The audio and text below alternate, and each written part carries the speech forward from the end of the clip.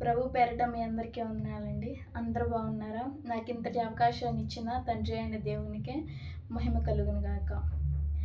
ఈరోజు ఒక ముఖ్యమైన సందేశంతో నేను మీ ముందుకు వచ్చానండి. అదేంటంటే చిన్నపిల్లల పట్ల తల్లిదండ్రుల యొక్క పాత్ర ఏంటి? చిన్నపిల్లలను ఎలా పెంచాలి? మనం చూసుకున్నట్లయితే తల్లిదండ్రులు చిన్నప్పటి నుంచే బిడ్డలను ఎలా పెంచాలి? ప్రభు యొక్క బోధలోను అలాగే శిక్షణలోను పెంచితే వారు పెద్దవారైన తర్వాత ఎలా ఉంటారు, ఎలా మారతారో తెలుసుకుందాము.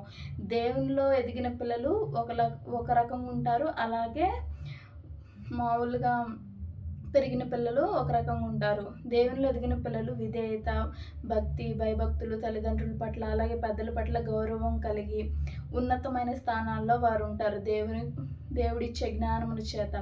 అలాగే లోక సంబంధంగా జీవించే పిల్లలు ఎలా ఉంటారంటే పెద్దలంటే గౌరవం ఉండదు, చెడు అలవాట్లు ఉంటాయి, అలాగ పాడైపోతూ ఉంటారు. అలాగే తల్లిదండ్రులైనా వారు బిడ్డలను ఎలా పెంచాలో మనం ఇప్పుడు తెలుసుకుందాము. బైబిల్ గ్రంథం నుంచి దేవుడు మనకు ఏమని బోధిస్తున్నాడో తెలుసుకుందాము. అయితే చిన్నపిల్లల పట్ల తల్లిదండ్రుల యొక్క పాత్ర ఏంటి, వారిని ఎలా పెంచాలి? అయితే మనం చూసుకున్నట్లయితే ఎఫెసీయులకు రాసిన పత్రిక 6వ అధ్యాయం 4వ వచనం. తండ్రులారా, మీ పిల్లలకు కోపమును రేపక ప్రభు యొక్క శిక్షలోను బోధలోను వారిని పెంచుడి. ఇక్కడ చూసుకున్నట్లయితే తండ్రులారా, దేవుడు ఇక్కడ మాట్లాడుతూ ఉన్నాడు. తండ్రులారా, మీ పిల్లలకు కోపమును రేపక. పదే పదే మాటికి మన పిల్లలకి కోపము తెప్పించేవారిగా మనం ఉండకూడదు. ప్రేమతోనే వాళ్ళని మనం పెంచాలి. ప్రేమ ఉండాలి, అలాగే బెత్తము ఉండాలి. వాళ్ళకి కోపం వచ్చేటట్టు మన ప్రవర్తన ఉండకూడదు. కొన్ని కుటుంబాల్లో చూసుకున్నట్లయితే తండ్రి ఇంటికి తాగొచ్చి చికాకు చేస్తూ ఉంటారు. అప్పుడు చేసినప్పుడు ఏం జరుగుతూ ఉంటుంది? పిల్లలు చూస్తూ ఉంటారు. పిల్లలు చూసి ఆ అలవాట్లు వాళ్ళు నేర్చుకునే అవకాశం ఉంటుంది. కాబట్టి కోపం కూడా అంతే.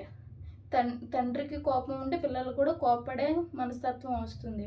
ఇక్కడ బైబిల్లో గ్రంథంలో ఏమని సెలవిస్తుందంటే, తండ్రి అనే దేవుడు, తండ్రులారా మీ పిల్లలకు కోపమును రేపక, వాళ్ళకి కోపం వచ్చేటట్లు మనం ప్రవర్తించక వాళ్ళని ప్రభు యొక్క బోధలోను శిక్షణలోను వారిని పెంచాలి. దేవుని బోధ శిక్షణ ఏంటండి? మంచి మార్గంలో సత్మార్గంలో నడవాలని, అందరూ దేవుణ్ణి తెలుసుకోవాలని, చిన్నప్పటి నుంచే సండే స్కూల్కి వెళ్ళడం, దేవుని మాటలు తెలుసుకోవడం, కంఠస్థ వాక్యాలు నేర్చుకోవడం, దాని ప్రకారం ఎలా జీవించాలో నేర్చుకోవడం, ఎట్లా చిన్నపిల్లలకు నేర్పిస్తూ ఉండాలి. వాళ్ళను దేవుని యొక్క బోధలోను దేవుడు ఎవరో తెలియజేయడం, ఆయన మన కొరకు ఏం చేశారో తెలియజేయడము, పెద్దలను గౌరవించడం, ఇలా ప్రతి ఒక్కటి దేవుని యొక్క శిక్షలోను అలాగే బోధలోను వారిని పెంచాలి. వాళ్ళని కోపం పడే విధంగా మనం వారిని పెంచకూడదు. అలాగే చూసుకున్నట్లయితే మృదువైన మాటను మనం కలిగి ఉండాలి. మృదువైన మాట కూడా వాళ్ళని మార్చే అవకాశం ఉంటుంది. చూసుకున్నట్లయితే సామెతల గ్రంథము 15వ అధ్యాయం 1వ వచనం. మృదువైన మాట క్రోధమును చల్లార్చును, నొప్పించు మాట కోపమును రేపును. మృదువైన మాట క్రోధమును చల్లార్చును. మృదువైన మాట క్రోధాన్ని చల్లారుస్తుంది. ఇప్పుడు మనం పిల్లవాడు ఏదైనా తప్పు చేశాడు అనుకోండి, మృదువుగా ఖండించాలి, మృదువుగా మాట్లాడాలి, అలాగే ఖండించినట్లయితే క్రోధము చల్లారుస్తుంది. నొప్పించు మాటగా అన్నప్పుడు వాళ్ళు మనసు నొచ్చుకుంటుంది.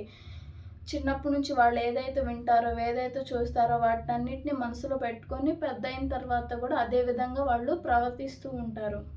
కాబట్టి వాళ్ళను కోపపడే విధంగా, వాళ్ళకి కోపం తెప్పించే విధంగా మనం ఉండకూడదు. మనం మృదువుగా ఉండాలి మన మాట, అలాగే మనము వాళ్ళకి కోపం తెప్పించకుండా మృదువుగా ఉండాలి, అలాగే ఖండించే విధంగా కూడా ఉండాలి. అలాగే ప్రేమే గొప్ప మార్గము. తల్లిదండ్రులు ప్రేమ కలిగి బిడ్డల పట్ల నడుచుకోవాలి. కొలస్సీయులకు రాసిన పత్రిక 3వ అధ్యాయం 21వ వచనం. తండ్రులారా, మీ పిల్లల మనసు కృంగుకుండునట్లు వారికి కోపము పుట్టింపకుడి. ఇక్కడ చూసుకున్నట్లయితే తండ్రులారా మీ పిల్లల మనసు కృంగుకున్నట్లు, ఏదైనా ఎగ్జామ్లో ఫెయిల్ అయ్యారనుకోండి, నువ్వెందుకు పనికిరావు, లేకపోతే చనిపో, ఏదో ఒకటి తల్లిదండ్రులు కోపతాపాలు ఏదో మాట్లాడుతూ ఉంటారు. వాళ్ళు అప్పుడు మనసు వాళ్ళు ఏమవుతుంది, కృంగిపోతూ ఉంటుంది. కాదు నాన్న, నువ్వు నెక్స్ట్ టైము మంచిగా సాధిస్తావు, వాళ్ళని ఎంకరేజ్ చేస్తూ ఉండాలి. ఇప్పుడు తప్పిపోతే నెక్స్ట్ టైం ఇంకా బెటర్‌గా చదువుకొని మంచిగా ఎగ్జామ్స్ రాయగలవు. నీకంత తెలివితేటలున్నాయి, నీకంత సామర్థ్యం ఉందని వాళ్ళని మనసు కృంగకుండా వాళ్ళని ముందడుగు వేయేటట్లు చేయాలి. అలాగే మనసు కృంగకుండా చేయాలి. అలాగే వారికి కోపము పుట్టించకూడదు. వాళ్ళు కోపంలో ఏదైనా డెసిషన్ తీసుకునే అవకాశం ఉంటుంది యవనస్తులు కాబట్టి. అదే సమయంలో బెత్తం కూడా వాడాలి. బెత్తం వాడని కుమారుడు శిక్షలో పడిపోతాడు. బెత్తం వాడితేనే వాళ్ళ కోపం పుట్టించకూడదు. అలాగే మృదువుగా మాట్లాడాలి, ఖండించాలి. వాళ్ళని ప్రభు యొక్క బోధలోను శిక్షలోను పెంచాలి, ప్రేమగా పెంచాలి. చూసుకున్నట్లయితే సామెతల గ్రంథము 13వ అధ్యాయం 24వ వచనం. బెత్తము వాడని వాడు తన కుమారునికి విరోధి, కుమారుని ప్రేమించువాడు వానిని శిక్షించును. ఇక్కడ చూసుకున్నట్లయితే బెత్తం వాడకుండా కుమారులను కానీ కుమార్తెలను కానీ మనం పెంచినట్లయితే మనమే మన కుమారులకు కుమార్తెలకు విరోధులం అవుతామంటాం. బెత్తం వాడకుండా పెంచడం, ఒక తప్పు చేసినప్పుడు బెత్తం వాడలేదనుకో మళ్ళీ అదే తప్పు ఇంకోటి చేస్తాడు. చిన్న దొంగతనం అని వదిలేస్తే మళ్ళీ అది ఇంకో పెద్ద దొంగతనం అవుతుంది. అలాగా మనకి తల్లిదండ్రులకి విరోధిగా మారే అవకాశం ఉంటుంది. ఇక్కడ చూసుకున్నట్లయితే కుమారుని ప్రేమించేవాడు వానిని శిక్షిస్తారు. ఎవరైతే తల్లిదండ్రులు నీ కుమారుడు బాగుపడాలి, నీ కుమారుడు ఉన్నత స్థితిలో ఉండాలి అనేవాళ్ళు ఖచ్చితంగా తల్లిదండ్రులు అనేవాళ్ళు కుమారుణ్ణి ఇక్కడ శిక్షిస్తున్నట్లు బైబిల్ గ్రంథం సెలవిస్తుంది. కుమారుని ప్రేమించేవాడు వానిని శిక్షించునని ఇక్కడ బైబిల్ గ్రంథం సెలవిస్తుంది. అయితే ఇంకా చూసుకున్నట్లయితే సామెతల గ్రంథము 22వ అధ్యాయం 15వ వచనం. బాలుని హృదయంలో మూఢత్వము స్వాభావికముగా పుట్టును, శిక్షాదండము దానిని వానిలో నుండి తోలివేయును. బాలుని హృదయంలోనంట మూఢత్వం పెరిగిపోతూ ఉంటుందంట. అప్పుడు మన శిక్షా దండము ద్వారా మనం శిక్షించడం ద్వారా దానిలో నుండి వారిని మనం తప్పించవచ్చు. శిక్షించడం ద్వారా ఇప్పుడు శిక్షించిన తర్వాత వాళ్ళు బాధపడుతూ ఉంటారు. తర్వాత వెళ్ళి మృదువుగా మాట్లాడాలి. ఫస్ట్ శిక్షించాలి, తర్వాత వెళ్ళి మన మాట మృదువుగా ఉండాలి. వాళ్ళని కోపపడేలా చేయకూడదు. ఇప్పుడు ఏదైనా తప్పు మిస్టేక్ చేస్తారు, వెళ్ళి మనం కొట్టేసి తర్వాత మళ్ళీ వచ్చి అట్లా కాదు నాన్న ఇట్లా మన మాట మృదువుగా ఉండాలి. వాళ్ళకి కోపం రేపకూడదు. అలాగే ప్రభు యొక్క బోధలోను శిక్షలోను వారిని పెంచాలి. చిన్నప్పటి నుంచి సండే స్కూల్కి వెళ్ళడం, అలాగే ప్రార్థన చేసుకోవడం నేర్పించడం, మార్నింగ్ లేగగానే ప్రార్థన చేయడం, లేకపోతే స్కూల్కి వెళ్ళేటప్పుడు ప్రార్థన చేయటం, అలాగే ఇంటికి వచ్చిన తర్వాత మంచిగా నైట్ పడుకునేటప్పుడు ప్రార్థన చేసుకోవడం, బైబిల్ గ్రంథం చదవడం, అలాగే సండే స్కూల్కి వెళ్ళడం, చిన్న చిన్న కథలు బైబిల్లో నుంచి వారి జీవితాల్లో బైబిల్ గ్రంథంలో జీవించిన వారి జీవితాలు వారి ముందుకు తీసుకురావాలి. అలాంటప్పుడు పెద్దవారైనప్పుడు వాళ్ళు తొలగిపోరు. అలాగే బిడ్డల యొక్క పాత్ర ఏముంది బైబిల్ గ్రంథంలో మనం చూసుకున్నట్లయితే బిడ్డలు కూడా తల్లిదండ్రులకు విధేయత కలిగి ఉండాలి. చూసుకున్నట్లయితే ఎఫెసీయులకు రాసిన పత్రిక 6వ అధ్యాయం 1వ వచనం. పిల్లలారా ప్రభునందు మీ తల్లిదండ్రులకు విధేయులైండి, ఇది ధర్మమే. నీకు మేలు కలుగునట్లు నీ తండ్రిని నీ తల్లిని సన్మానింపుము, అప్పుడు నీవు భూమి మీద దీర్ఘాయుష్మంతుడగుదువు. ఇది వాగ్దానంతో కూడిన ఆజ్ఞలలో మొదటిది. అసలు మొదటిగా ఆ వాగ్దానంతో కూడిన ఆజ్ఞ మొదటిది ఏంటంటే మీ తల్లిదండ్రులను మనం సన్మానించాలి. అప్పుడు భూమి మీద మనము దీర్ఘాయుష్మంతులు అవుతాము.